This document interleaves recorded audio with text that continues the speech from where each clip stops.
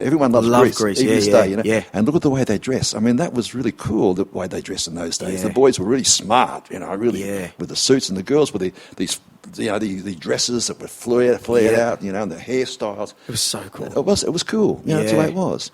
It's not such that way now. It's slightly changed now, Yeah. as you know. I kind of blame it on temperature a little bit.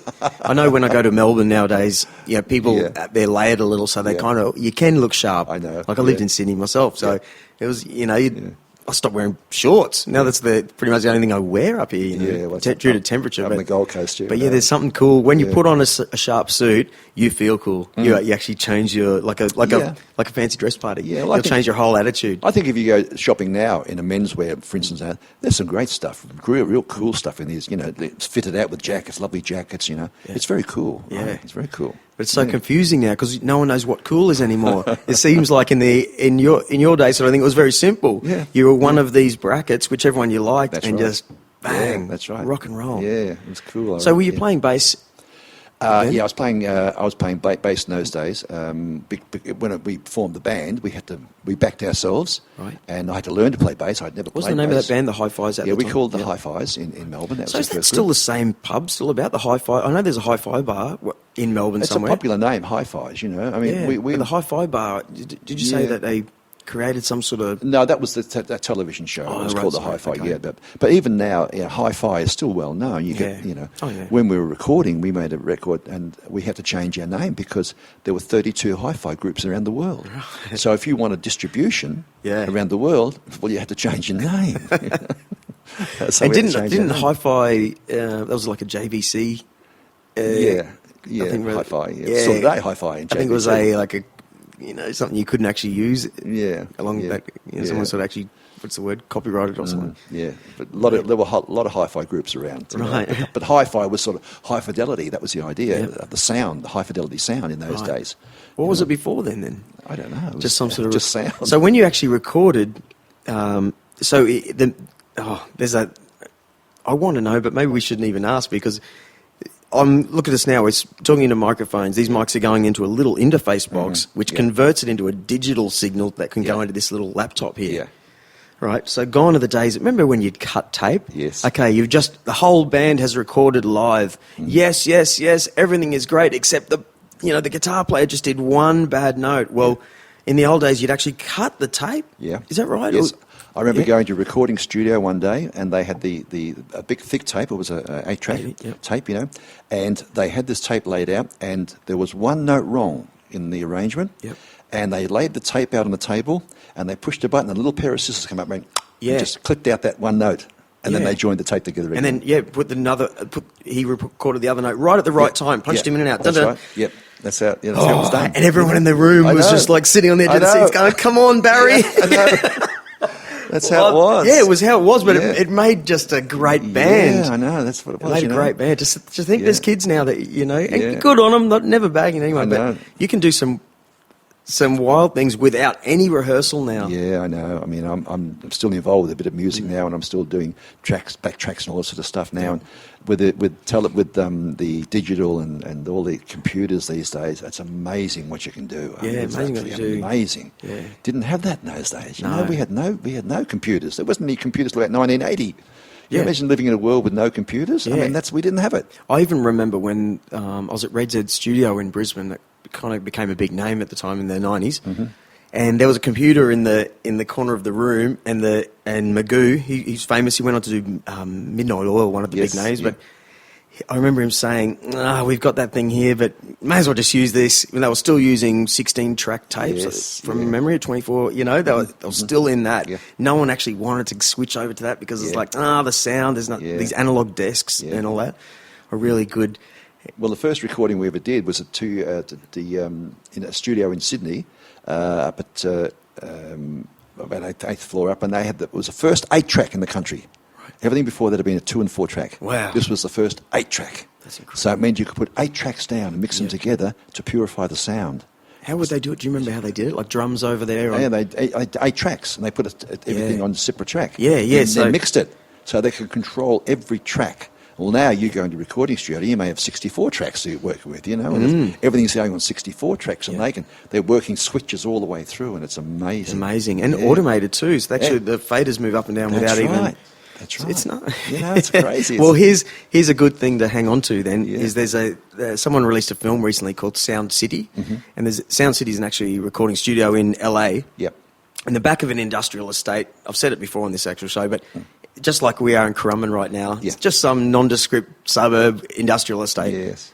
Well, it turns out that's where they recorded Jesse's Girl and all these every Fleetwood Mac record and lots of the massive songs, lots of these big songs from the 70s, 80s, 90s. They were all recorded here. Yeah. The place made $1 million, but they never changed the red shag pole carpet. They never that it's broken toaster in the corner forever.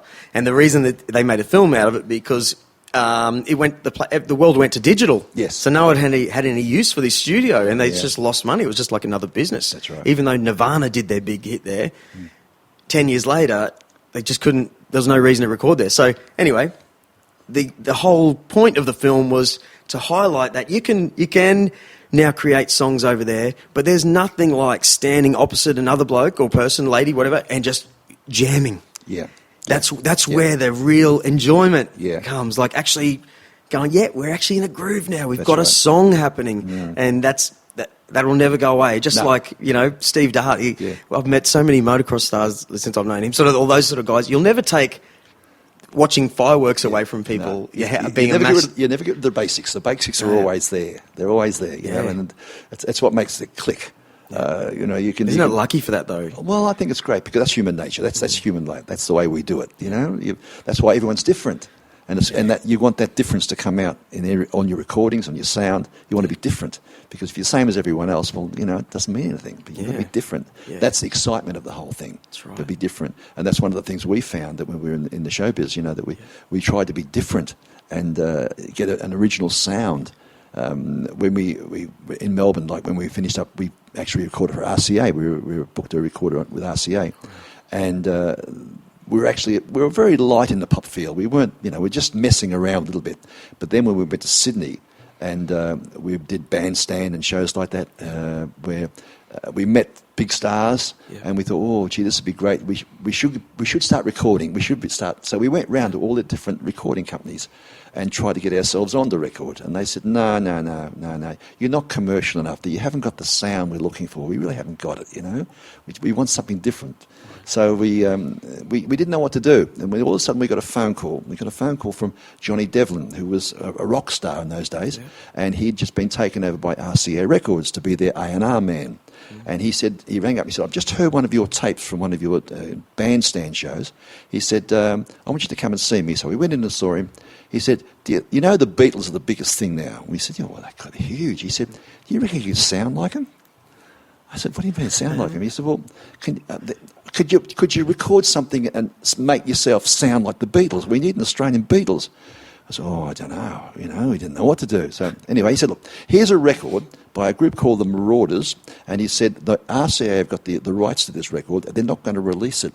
And they're an English group. They're an English pop group, a bit like the Beatles. Can you take it home and change the arrangement, put a few years into it, and come back and we'll record it? What a genius. That's a great idea. Yeah, so we went away. Yeah.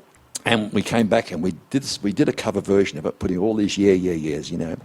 And believe it or not, within 2 weeks it went to number one. Number one in Queensland. And didn't quite make number one in Sydney, but it made number one in Queensland, which was absolutely fantastic, within 2 weeks, you know. And it was, all this, all this sort of stuff. And it was really great.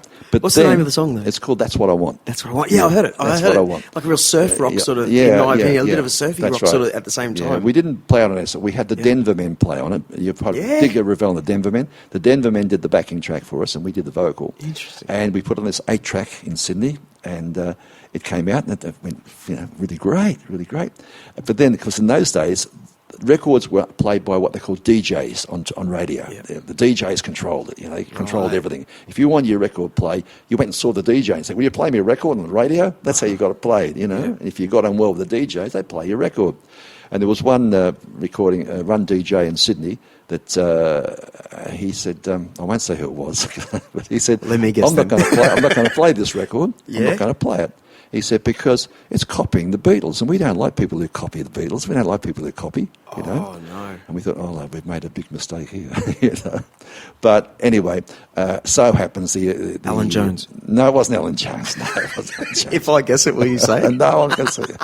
No, he's very big. He's very big, and he's a lovely guy. But in those days, he was very. He was very big. Okay.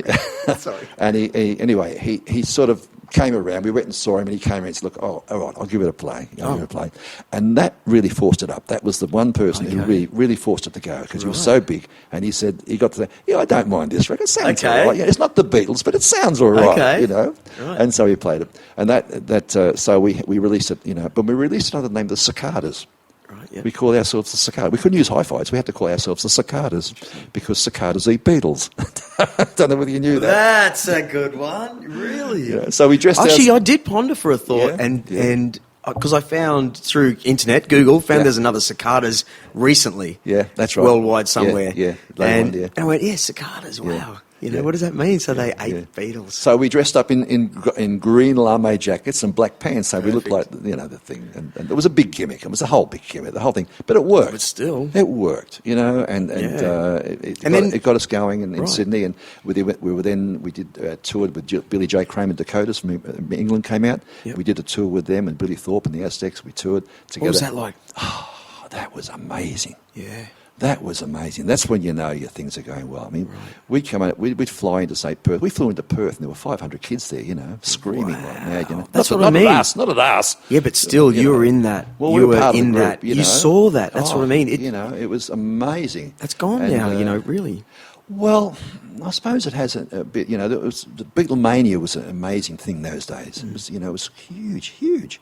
And it was in Australia, the Beatles when they came here. My mum was there. Yeah, people remember that was big. Yeah. And that was amazing. That was good. It was very exciting. That was the real adventure part of it, Yeah, new territory. It was. Well, more to the point, see, 'cause I know bands. You're actually, how many guys would you say were key in the band then? Just another... In the Cicadas, there were three of us, four of us with a drummer. Four, exactly. So you're a little team, you're a little group. So to go through all the daily battles as a band, it's a lot better than say I can't think of the guy's name, Justin Bieber, who's just a one guy. And so to do it as a four, you know what's better, Drew? You know what's better? Because there's four of you, you bounce off each other. Yeah. Everything bounces. You don't. If you're a solo act, all right. If you have a bad night, and you suffer. If you have a good night, it's good. But with a group, we could have a bad night and still love it, because we can bounce off each other and say, "Well, they weren't very good tonight, were they? But let's have a drink." Exactly. It was that. But you got a boost from the other guy who was good. And you're like, let the team down a little, maybe. It's so much fun. Oh, it was. And even the battles that come up, like. The guy on, whoever, like, geez, I don't know about him, but then he becomes your greatest mate, and then, this and that. Yeah. Well, my best friend, Johnny Kay, was in my original band, and we've been together for 40 years. I mean, we're still the best of mates. We're going to England together in 3 weeks' time. Excellent. We're like brothers. We really are brothers, and it's so great. It's so great to have that. Yeah. And you do have that when you work in show business. You have that with people you meet. It's your brothers and sisters. That's the way it is. You talk about the same things. There's no colour race. There's no problems. It's you work with the colour people, and you're all the one. You're all one. It's wonderful. Absolutely wonderful. So when what was I going to get at?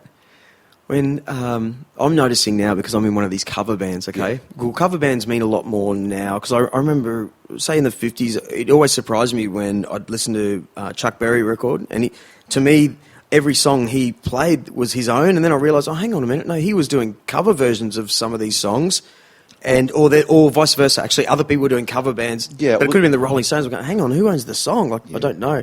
Yeah. Nowadays, if you're an original act, you'll do all originals, and you'll never, people get sort of a bit, no, cover bands are a different thing. Yeah. So now I'm in a cover band. What I'm getting at is we do anything to make the girls dance for number one. No, I have lost my train of thought. Yeah. But well, back then we were doing covers. You had to do covers to get known. Yeah. Once because make people dance and move. Yeah, it was a new industry, so you were looking at people from overseas. In Australia, you weren't that recognised. The people from overseas were really recognised. So you were covering their style to sort of get known. Yeah. And it wasn't until maybe in the 60s, it happened in the 60s, that the Australian artists started to get really, like Johnny O'Keefe, people like this. Johnny O'Keefe would do a stadium show with a big American star, and Johnny O'Keefe would get more applause than the American. Wow. That's the way it went. It just turned. So in Australia, the